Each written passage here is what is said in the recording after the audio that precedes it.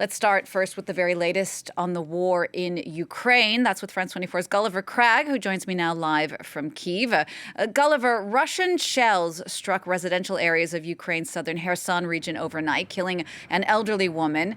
It's been almost a year since the liberation of Kherson, and now it seems to be coming under increasing attack once again.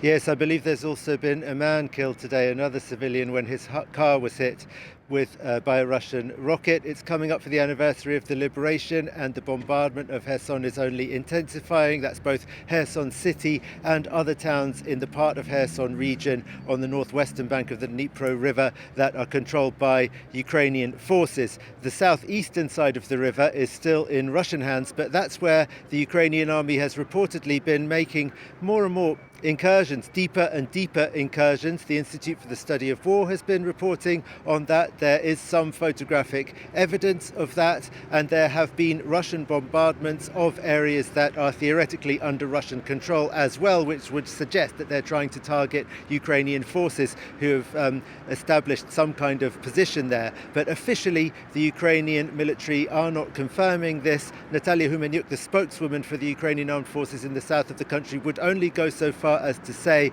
there has been some successes on that side of the river for the Ukrainian armed forces, but it's too early to talk about it yet. I think the general mood here in Kyiv is that people are wary of getting their hopes up.